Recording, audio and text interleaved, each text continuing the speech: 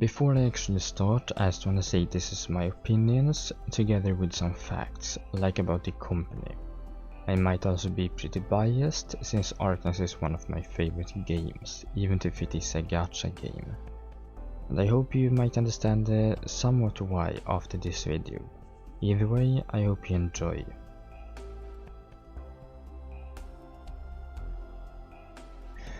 Hypergryph is a Chinese company based in China, Shanghai, founded on January 17th, 2017 by Haimao and his colleagues from Yostar and Mika, now Sunborn. Most of them, including Haimao, are former students of China Academy of Arts. Hypergryph later on also hired former members of Massive Black and Cygames branches in China. They are the developers and creators of Arknights, Asteii, a non-gacha free-to-play game for around $10, Popcom, a platformer adventure game inspired by Splatoon, Arknights Endfield, a spin-off sequel to Arknights, and the Sphere of Souls, which we don't know anything about. One of the most notable things Hypergryph does is using their music to promote Arknights, such as releasing music tracks tied to newly released characters. This climaxed in Ambient Synesthesia, a real-world concert held by Hypergryph around the same time every year, featuring music from Arknights. The branches within Hypergryph are Studio Montaigne, which is the development team behind Arknights, therefore the oldest of all the branches. Gravity Well, the in-house animation studio for 2D and 3D animation. Octavage, founded in 2021, is a record label independent from Monsters Iron Records. Then we got Monsters Iron Records that I got mentioned earlier, which is a record label in the world of Arknights on the planet Terra, which is based in Colombia with the famous rapper Emperor as one of its producers. MSR is noted for its bold and radical business strategies, always trying to push forward the boundaries of music and entertainment. Some notable things Hypergryph has done that I might mention when talking about Arknights is that they do a lot of collabs and charities. Like one of the latest charities they did was that they gave 314 students in 4 rural schools in China a year-long free supply of lunch. And more that I of course might mention later.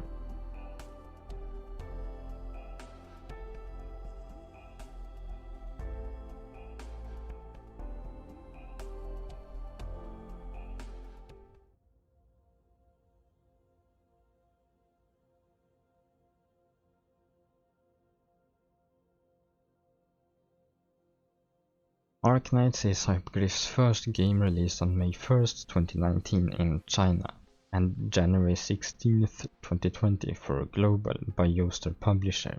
Arknights is unique in which it mixes its elements from tactical RPG and tower defense.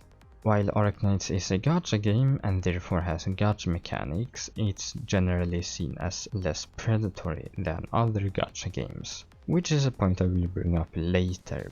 The game is only single player, although there is co-op mechanics.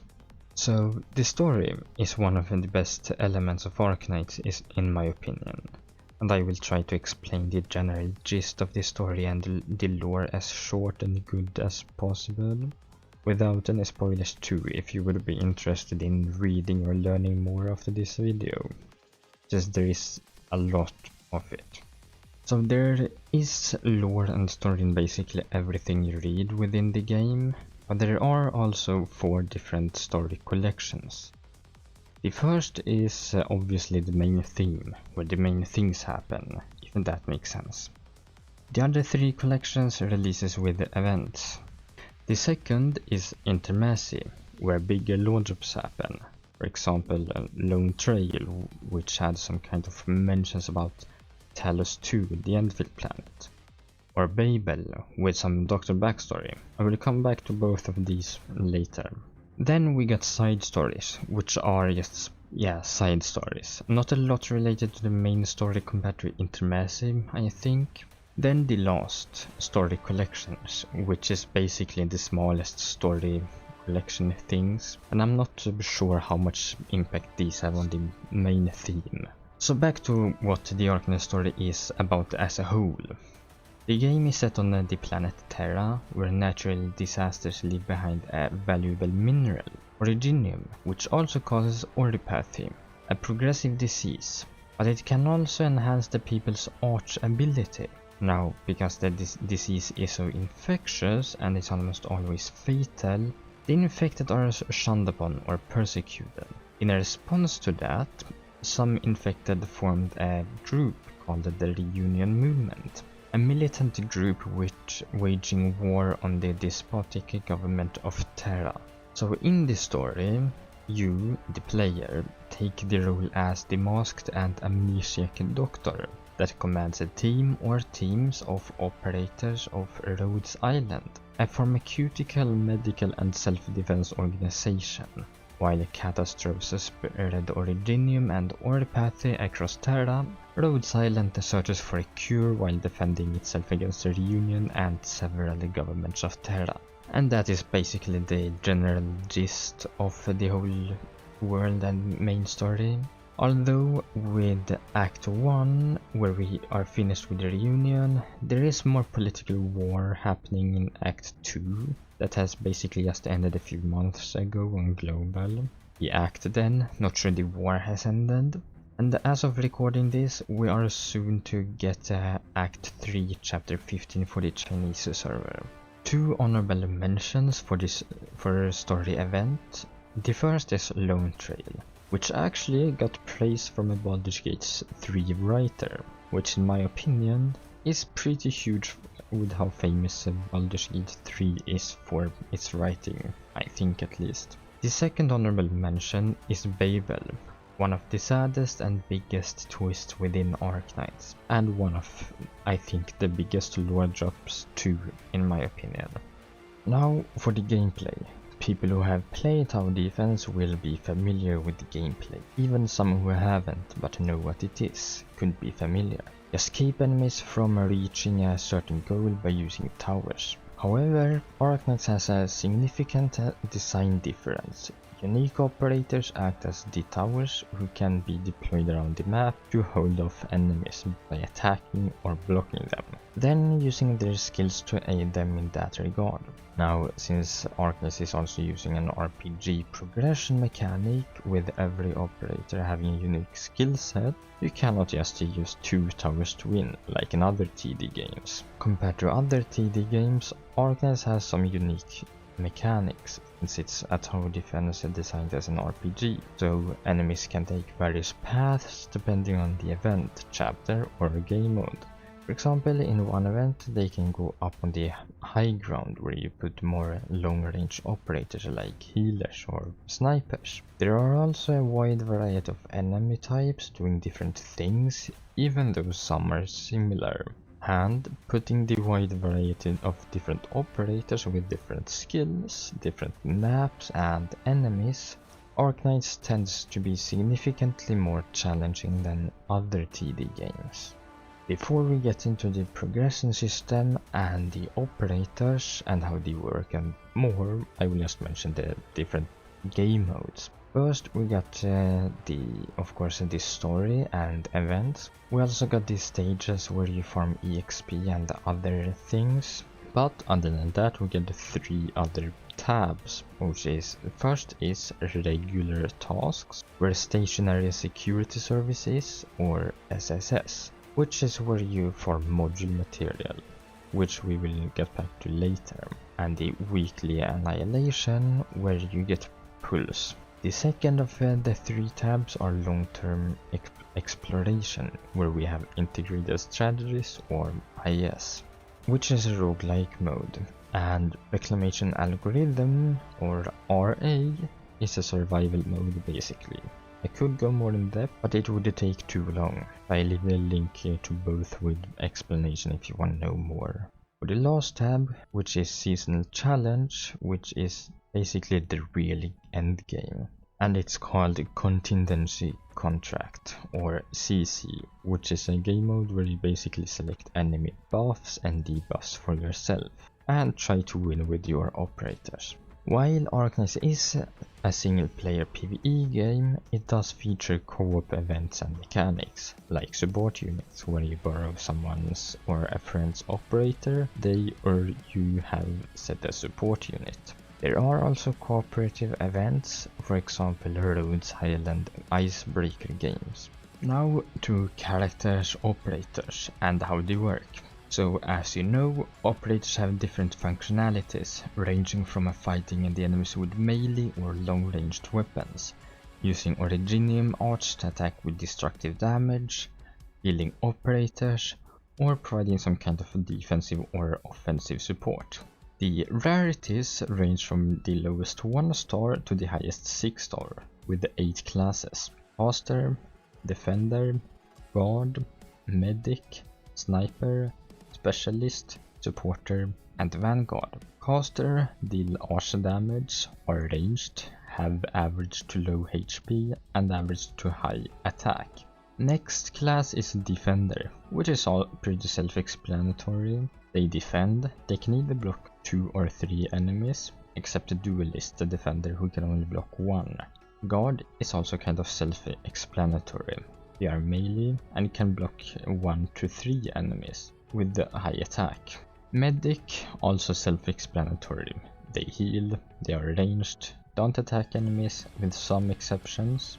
Sniper is also self-explanatory. Long ranged, average AP, average to high attack, and low to high attack speed. Now for Specialist, they can be ranged and melee.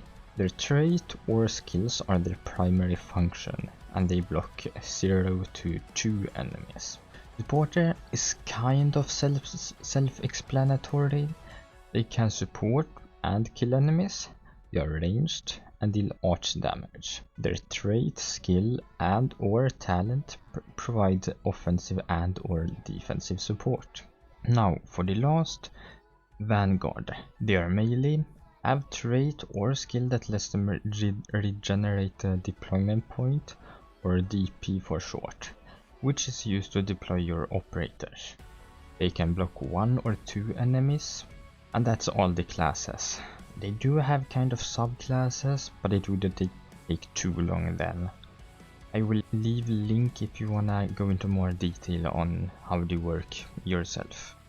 So operators can have a max of 3 skills, which only 6 stars have. 5 and 4 stars have 2 skills, and the rest 1 or no skill. All or most operators have 1 or 2 talents, which provides bonuses, though some could have a drawback. You unlock this by upgrading your operators with the required material to first Elite 1, where you unlock the second skill, and then Elite 2, where you unlock the third skill for 6 stars. And then for each stage, you can use these to your advantage. If you want, you can just try to brute force. We also got modules, which I mentioned earlier, which is basically like a small buff for the specific operator. They can have multiple different modules, just not equipped at the same time. For one of the last things, I'm just gonna mention a few collabs they have done. They have done 2 Rainbow Six Siege collabs with their own story, and characters from the game Rainbow Six Siege. Monster Hunter, where 2 existing characters got an alternate form. Neuer Korn got a 5-star version with Rathalos armor and sword.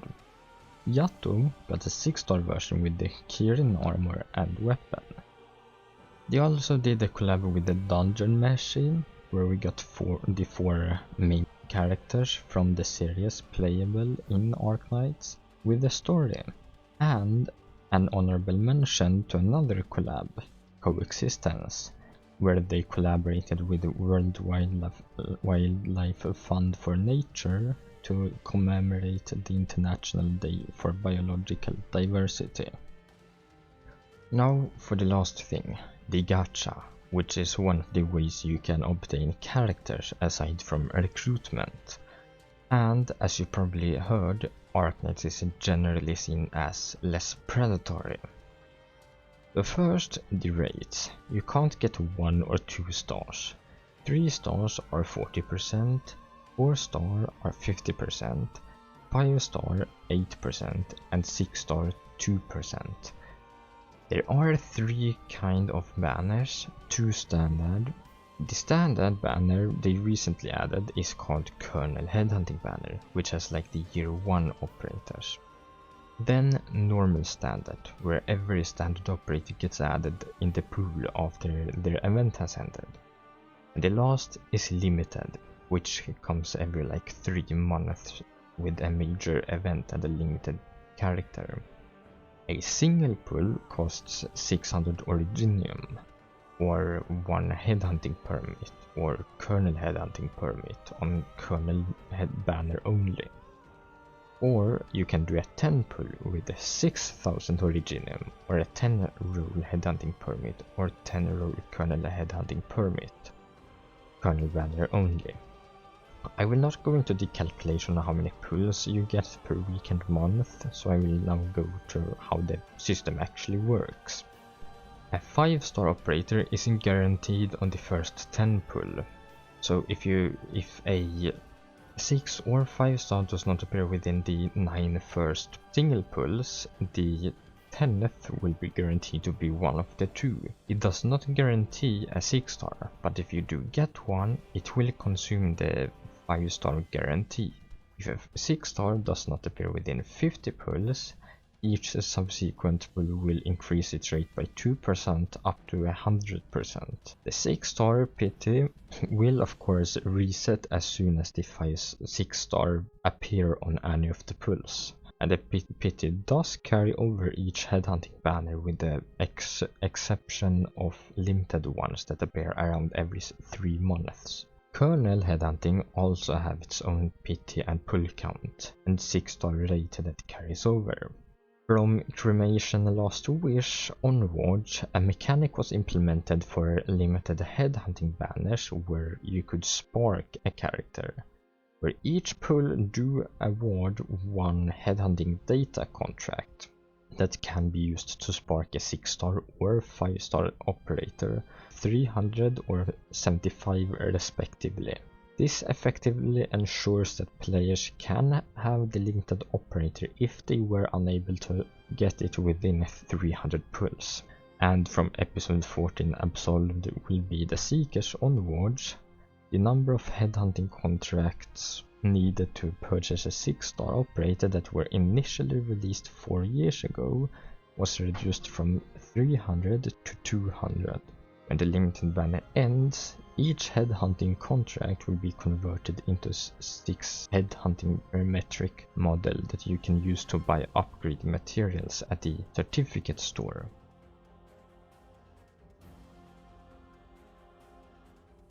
That is all for Arknights that I could fit. There are things I did not mention or get into more detail on, like outfits, rerun on events, base, profile, monetization, and more. It would simply be too long as I wanted to go into more detail on how those work and are. But if you have watched until this point, first off, thank you, and I hope you understood somewhat what was happening, I guess.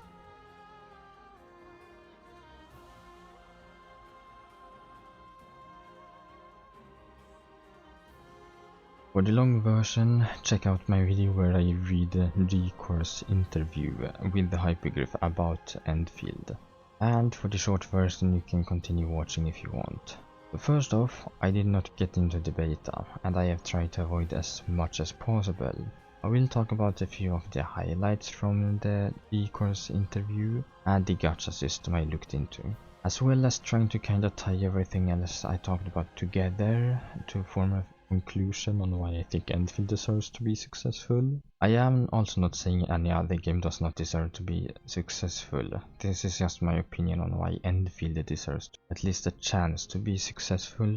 So one of the first things I want to talk about the game and the graphics and immersion, not including story for now. So first, Endfield is using Unity, and Hypergryph has modified the engine from the very bottom to fit with their needs. This might be relatively normal, but for me I just think it's pretty cool that they have done it.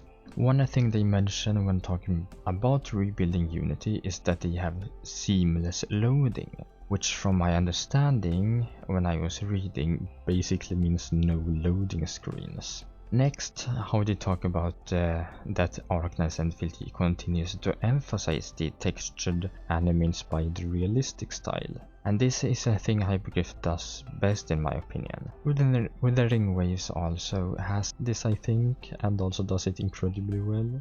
They also talk about that they want to emphasize Endfield character designs further, with differences in factions and social status, with more realistic occupation attributes reflected on clothing and weapons. They are also optimizing the scenes using a balanced mixture of EBR, physically based rendering for realistic textures, and NPR, non-photorealistic rendering. Next, I will just mention what they said in the end of talking about scene art, quoting, "Ultimately, our goal is simple, to ensure that characters, regardless of setting, provide players with a harmonious and authentic experience."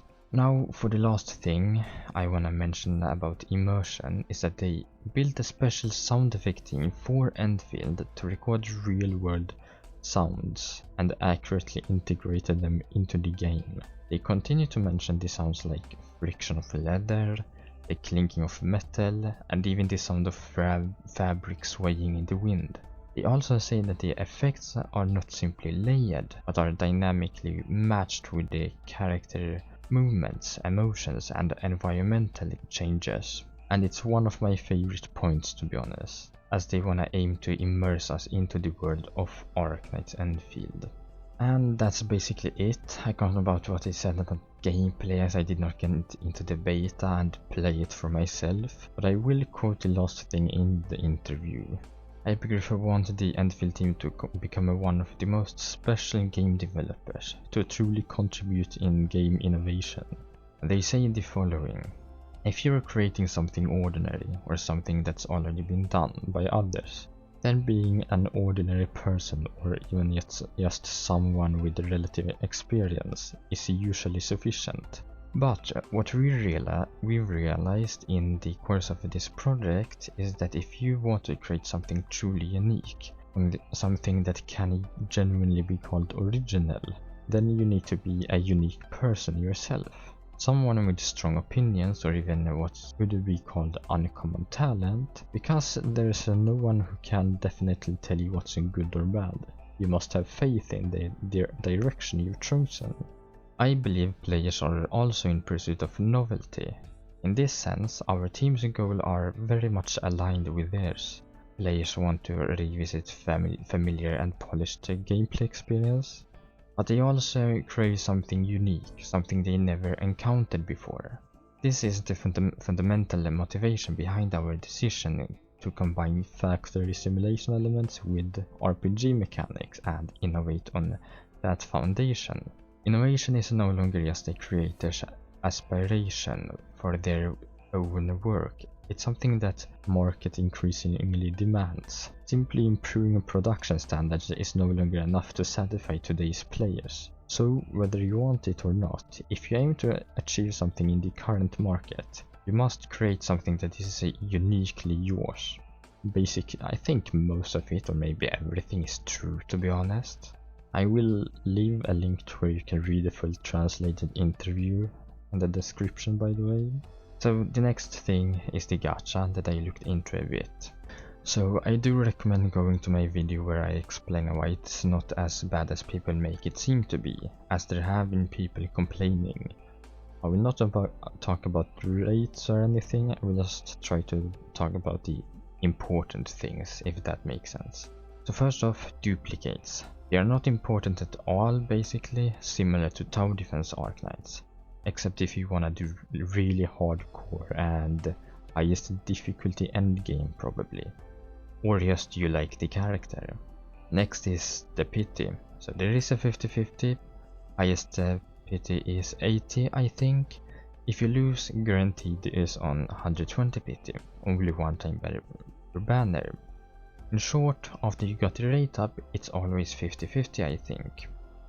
I don't know if pity resets when a banner comes though, but either way this is a reason people complain. But a few things. Duplicates do not matter, it's a small upgrade, nothing special, and from what I understood, every character gets added to the standard pool like in TD Arknights. We do not know if they will have limited 6-star yet like in Arknights. So next is weapon banner. It is 25-75 instead of 75-25. People also complain. But the pity is 40, the guaranteed on 80. Plus, you actually get weapon pulls by pulling on a character. Meaning weapon pulls are completely free. You can of course spend your resources on weapon banner if you want, but the weapon pulls are completely free. You get them by pulling on the character banner. I don't know about the calculations, like how many weapon pulls you get in like 80 character pulls, but either way they are free. That is basically all. I can't confirm if all of this is true, and it is possible changes can happen for close to beta 2 if they have it, but I doubt it, to be honest. I'm also not saying gacha is a good system, but this is one of the best gacha systems, if that makes sense. So with all that, I think Endfield deserves to be successful, or get a chance to be, because they want you to be immersed in the world they created for you to experience. You are not really afraid to use a niche gameplay mechanic and make it more special, if that makes sense.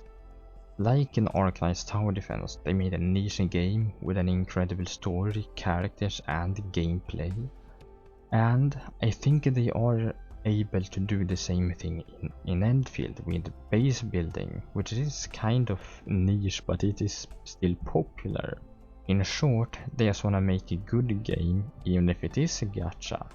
It is a game first and gacha second, as you clearly can see with the duplicate system for characters. It does not change the gameplay or the character if you have it, like in other gacha games. And that is basically why I think it deserves at least a chance for success. If you watched till the end, first off, thank you. I don't wanna create any drama with this and say other games don't deserve success or like anything else really. This is just my own opinion for this one game. That is kind of a sequel to one of my favorite story games.